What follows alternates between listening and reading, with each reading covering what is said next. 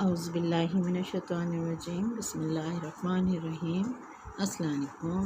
बेटे आज का हमारा टॉपिक है 13 चैप्टर है आपका। टॉपिक है इफ़ेक्ट ऑफ करंट। लाजमी जहाँ जिस बॉडी से करंट पास होगा वहाँ पर कुछ तो उसके इफ़ेक्ट्स होंगे जिसको हम कंसीडर करेंगे। इसके लिए क्या है, the presence of electric current can be detected by various effects which it produce. यानी अगर हम देखते हैं इलेक्ट्रिक करंट जहाँ प्रेजेंट है उसको अगर हम डिटेक्ट करना चाह रहे हैं तो वहाँ क्या होगा, कुछ इफ़ेक्ट्स होंगे जिसकी वजह से हम चेक कर सकेंगे कि यहाँ इलेक्ट्रिक करंट है। इसके लिए क्या है, effects of the current are कौन कौन से हैं? Heating effect, magnetic effect, chemical effect. कौन कौन से बेटे? The presence of electric current can be detected by the various current which it produced.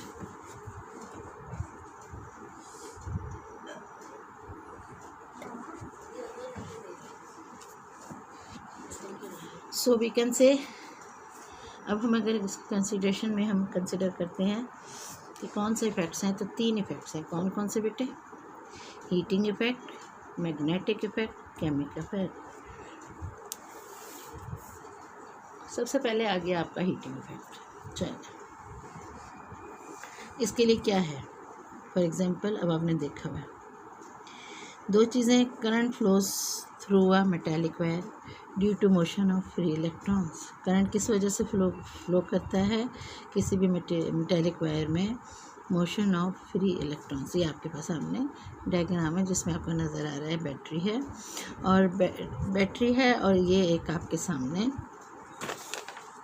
यही कह सकते हैं कि ये आपके सामने एक बोर्ड है जो सेंटर में से पास हो रहा है और वायर उसके सेंटर से पास हो रही है और इलेक्ट्रिक करंट आपका पॉजिटिव से नेगेटिव की तरफ जा रहा है। करंट आपका आई जो है वो पॉजिटिव टू नेगेटिव जा रहा है। अब अगर ये इस तरह जा रहा है, इसके ऊपर आ रहा है, तो इधर यहाँ अगर आप कोई चीज़ भी या कंपस रखें तो कंपस का ये देखें, इधर का एरो है और इधर का एरो है, ये इस डायरेक्शन में फ्लो करेगा। ओके, ये अब आपको डायग्राम से निशान कर लेनी चाहिए। Current flows through a metallic wire due to motion of free electron. During the course of their motion, they collide frequently with the atoms of the metal.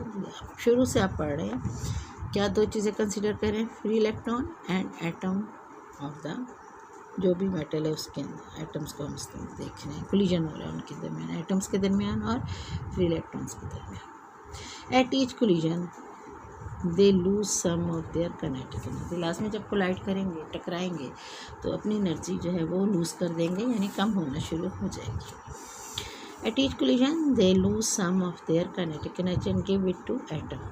Electron free electron किसको energy दे देगा? Atom को, with which they collide. जिस energy से जाके वो टकराया है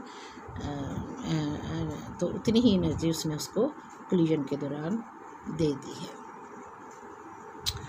तो हम कह सकते हैं कि thus as the current flow through the wire, यानी करंट जो है वो फ्लो कर रहा है through the wire, it increases the kinetic energy of the vibration of the metal atoms. यानी जो भी ये मेटल आपने इस्तेमाल किया उसके एटम्स की जो काइनेटिक एनर्जी है या उसको वो इंक्रीज़ कर देगा। अच्छा, काइनेटिक एनर्जी और पोटेंशियल एनर्जी में क्या फ़र्क है? बार बार मैंने आपको बताया था, kinetic energy is due to motion और potential energy is due to position. तो यहाँ पर हम कहते हैं कि vibration of the metal atom, it generates heat in the wire. ठीक है, लाजमी है, जिससे जो मूव करेंगे ये दोनों, तो जो वायर है वो थोड़ी सी हीटअप हो जाएगी। फॉर एग्जांपल, आप अगर बल्ब लगाते हैं तो बल्ब भी थोड़ा सा गर्म हो जाता है। इसके अलावा आपके आम घरों में इस्तेमाल हो रहे हैं फ्रिज और दूसरी चीज़ें, वो सब की सब क्या हो जाती हैं? हीटअप हो जाती हैं। इसके बाद हम कह सकते हैं कि heat H produced by a current I, heat H is produced by the current I in the wire of resistance R during a time interval T. ठीक है, अभी अपने यही याद कर लेना अच्छी तरह क्या हुआ है, क्या फाउंड किया आपने? Heat H is produced by a current I, heat H produced by the current I in the wire of resistance R during a time interval T, H is equal to I square RT। The heating effect of current is utilized in electric heater, kettle, toaster and electric। ये आपका है नज़र है kettle पे diagram में, जिसको हम कह सकते हैं heating effect of current is used in electrical kettle.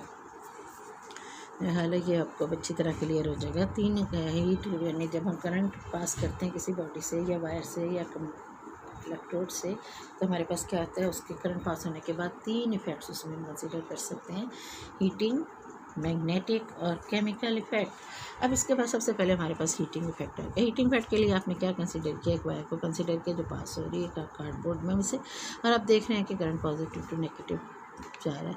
लेकिन यहाँ पर जो आपको मोशन नज़र आ रही है वो क्या नज़र आ रही है, अगर करंट यूँ है तो वो यहाँ है और यहाँ है। चले कंपस में से तो सर्कुलर से बनते जा रहे हैं। Current flows through a metallic wire due to motion of free electron. Current flows due to metallic wire due to the motion of free electron. During this course of their motion they collide, किसके के साथ collide करेंगे, with the atom of the matter. Free electron किसके साथ collide करेंगे, atom of the matter. और हर collision पे क्या कर देंगे, जब कोलिजन होगा टकराएंगे तो उनकी कुछ एनर्जी है, काइनेटिक एनर्जी लूज़ हो जाएगी और वो उस एटम को दे देंगे जिसके साथ उन्होंने कोलाइड किया है।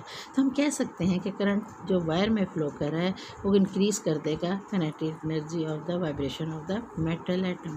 लाजमी हमने फ्री इलेक्ट्रॉन को तो देख लिया, लेकिन जब उसे टकराया सारा काम हुआ तो एटम ने जो अपनी काइनेटिक एनर्जी इंक्रीज़ की है, किसकी वजह से की है, फ्री इलेक्ट्रॉन की वजह से। तो हम कह सकते हैं कि मेटल की काइनेटिक एनर्जी एटम की इंक्रीज़ होगी और उसने हीट जो थी वायर में कंसिडर। अब हम इसको heat H produced by a current I in the wire of resistance R during a time interval T। ये चीज़ पूरी H is equal to I square RT आपने याद कर लिया, तो यही फार्मूला जो है वो आपका इसमें कंसिडर होगा। H is equal to I square RT। H is heating, I जो है वो आपका करंट है, R रेजिस्टेंस है, T is the time interval. अब हीटिंग इफेक्ट के लिए अगर आपने कोई भी करंट की चीज़ इस्तेमाल करनी है तो उसमें क्या आ सकता है, हीटर आ सकता है, केटल आ सकती है, टोस्टर आ सकता है और इलेक्ट्रिकल आयरन आ सकती है जो आप घर में इस्तेमाल करते हैं। अब हमारे पास आ जाता है